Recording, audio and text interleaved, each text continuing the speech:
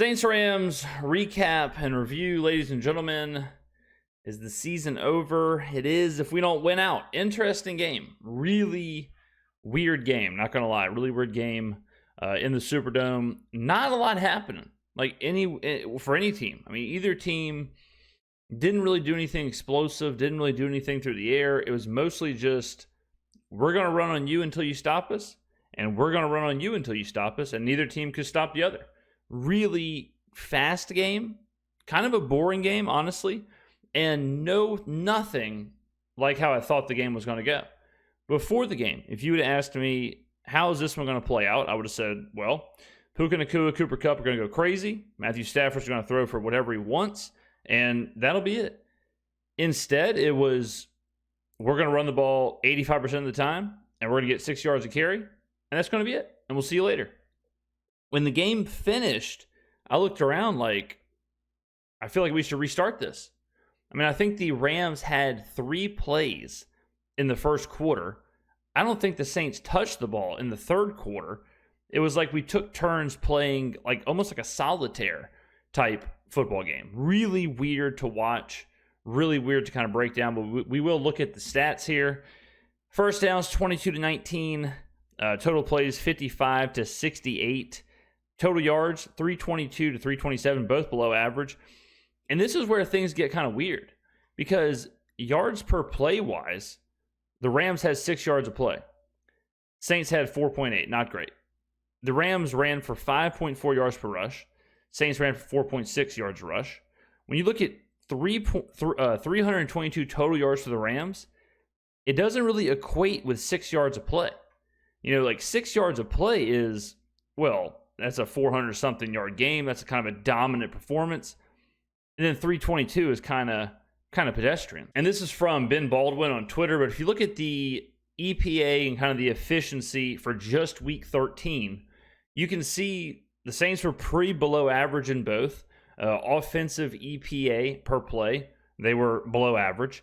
Defensive EPA per play, below average. Just kind of a really mediocre, not even mediocre, but really just a lackluster performance from the Saints. And then if you look at, he also has the quarterback chart. If you look at the quarterback chart, so this is quarterback efficiency in week 13 by itself. So no other weeks are graded here. Carr, as you can see, below average. And Stafford, relatively below average. So again, it was two just kind of nothing performances from either one of these guys. And then some more stuff here. We got time of possession, Saints 32, Rams 27, no turnovers. The difference, if you look at the box score, the Rams should have won the game. But if you look at some other underlying stuff, the 0-2 in the red zone is what cooked the Saints, obviously at the end there on 4th and 2.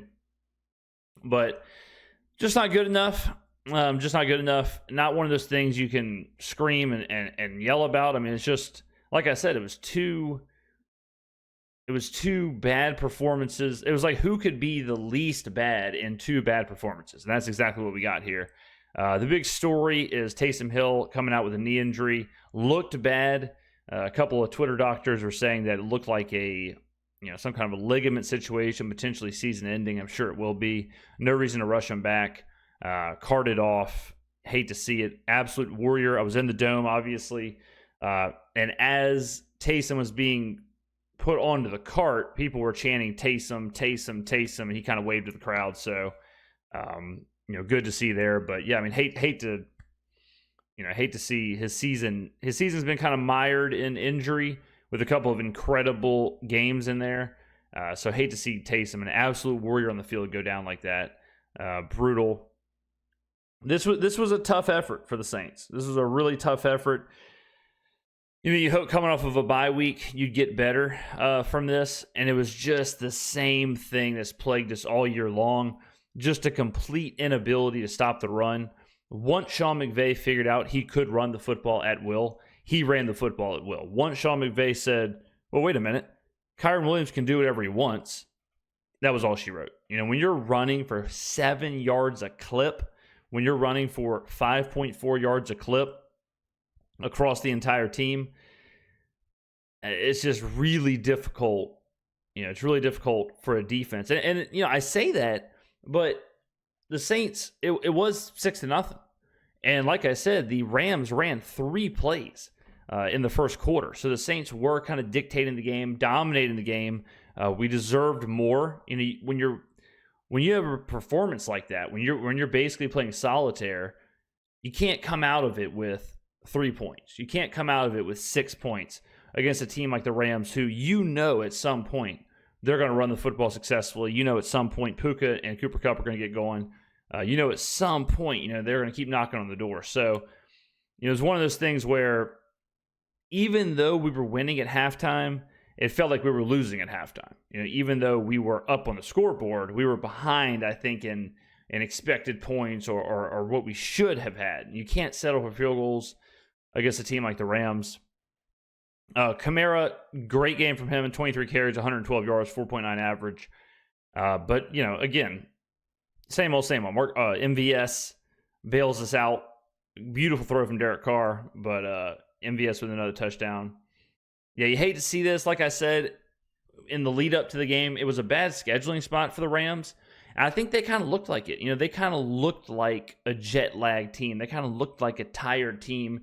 They kind of looked like a team that just really couldn't get anything going except the tried and true, which was just run the football. The tried and true, well, let's just run it straight. Let's run it straight and see what can happen. And the Saints proved that nothing would happen. If they decided to run it, that'd be it. And sometimes in the NFL, when you see something that works, I always talk about McVay and how he is willing to do whatever he's got to do to get a win. And when he sees what button is working, he is not afraid to just push and push and push and push and push on that button. And, we saw 30 pushes of that button on a 5.4 yards per rush. So really just kind of a whatever game. I mean, just like I said, 2 C- performances, D performances from 2 teams kind of going into this one. And for the Saints, we're down to our last life. We are down to, okay, well, you got to win out. This is the one you were supposed to win. This is the one out of the Commanders, the Commanders game, the Rams game, and the Packers game. This was the one that was probably the most attainable because of the spot. It was just a question of, okay, well, can your defense do something that it hasn't done all year, which is stop the run? And it could not. And that was the dictator of the game right there. And basically they got to win out. Not only do they have to win out for any shot at the season meaning anything, but they have to win out for all of these guys' jobs. That's kind of what is at stake here. What's at stake now is Darren Rizzi's job or potential job. What's at stake now is Clint Kubiak and the offensive staff. And that's what's at stake. For the fan, it probably feels like not much is at stake. For the fan, it probably feels like get the season over with, let's move on to the offseason. But for these guys out there, they're coaching for their jobs. They're playing for their jobs. So, we'll see what happens. Eric McCoy not being there was, again, like biggest season of the game and our biggest game of the season. A little flip-flop there. And we don't have our guy. Eric McCoy, we know how important Eric McCoy is to this team. We know how important he's been, whereas when he's on the field, we look sweet. When he's on the field, we can do things. When he's on the field, the playbook opens up. When he's not on the field, it kind of gets stagnant. I will say this, Kubiak did kind of, it was creative at the beginning. At the beginning of the game, I was worried we were going to come out and look really, really stale like we have before without McCoy. But we came out, we were doing stuff. We looked okay. I thought we looked okay early on. Like I said, we didn't score like we should have for as much as we dominated the first quarter and dominated the early parts of the game. We were running effectively. Alvin, you run for 5 yards a carry. Okay, pretty successful. If you told me before the game, hey, Alvin's going to have 23 carries for 112 and average 5 yards a carry, I would have said, damn, we're probably going to win the game. It's hard to lose like that with a team like the Saints, where when you're running effectively, usually good stuff happens after that. But we just couldn't find that big play. We couldn't find that big play to kind of bust things open. And, we kind of matriculated, as you can see by Carr's, his 5 average, it just, we're missing stuff here and there. And is taking a toll on this team. The interesting thing now will be to see what this team does after a loss.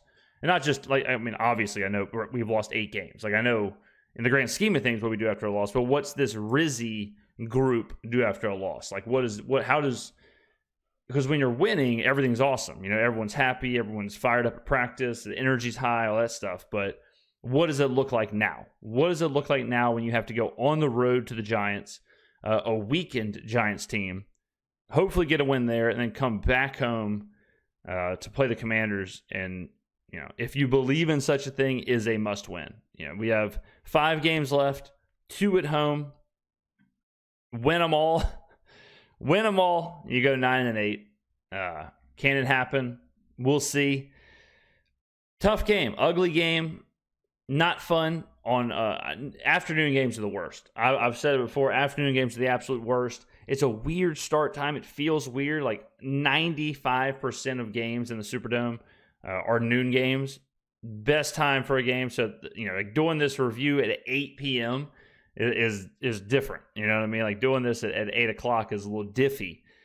Usually this is a 3:30 kind of thing. So, you know, my apologies. Long day for sure. But yeah, I mean, just uninspiring. Really uninspiring. It's just been kind of like this is the season, I think. This is the best example of the season is, you know, it's like we're right there. We don't really have the pieces to get there. Like we're knocking on the door. We're right kind of there. We're winning at halftime. The game is kind of nothing. And then it just gets away from us. And we don't have the horses, or we don't have the, you know, we don't have the whatever to put it away. You know, if you'd have told me, hey, the Rams will have 0 points at half. Alvin Kamara runs for 5 yards a carry and has 112 yards. And Cooper Kupp has 3 catches for 17 yards. And Puka Nacua has 5 catches for 56 yards. It's like, well, damn. Feel pretty good about that. But somehow it just gets completely away from us. 21-8 in the second half. Brutal. And it kind of felt like, and I'm not normally one of those people who watches the game and is like, oh, we're about to lose, oh, we're about to lose, oh, we're about to lose. But as I was watching the game, it never felt like we were going to win the game. It never felt like we had any momentum or we had any tempo. It felt like every yard, and it's felt like this for a couple of years, where it feels like every yard is so difficult to get. And, you know, I mean, to a certain extent, I guess they are. Like, to a certain extent, you know, they are difficult to get. To a certain extent, when you're missing your center, when you're missing, you know, when Taysom goes out, you're missing wide receivers or whatever. And, you know, it's been the same thing all year. But hopefully they can finish strong. You know, the season isn't mathematically over with. Man, I tell you this, when we were sitting there watching and we saw the Buccaneers were about to lose to the Panthers, now the Buccaneers ended up winning. But when the Falcons got smoked and the Buccaneers were about to lose to the Panthers, and at that time we were beating the Rams, we're sitting there in the stands saying, man, we're about to walk out of here a game back. Like, we're about to walk out of here and it's going to be, you know, pretty close to tied up in the NFC South. And, you know, then fell apart for us, and the Bucs squeaked one out. So, you know, but it went out. Bottom line. Next up, the Giants game. We will be covering this Rams-Saints situation much more tomorrow. Again, getting back from the game late. So we're putting this out there for each and every one of you, but we will cover this more. Disappointing. You know, vibes were high. I was thrilled for the Saints to be playing again. I was thrilled to be back in the Superdome. I was thrilled for all that. And then, you know, we went down to Aaron Rose, got me a just beautiful pint of Guinness, absolute gorgeous creamer, if you will, and you know, knocked it down. Great walk, beautiful day. Get to the Dome, good vibes, chicken tenders. I had people tweeting Dome dogs, not a condiment in sight, and then just an absolute D- game all the way around. But it is what it is, ladies and gentlemen. We will cover this, like I said, all week long. Thank you for watching, and I will see you in the next video.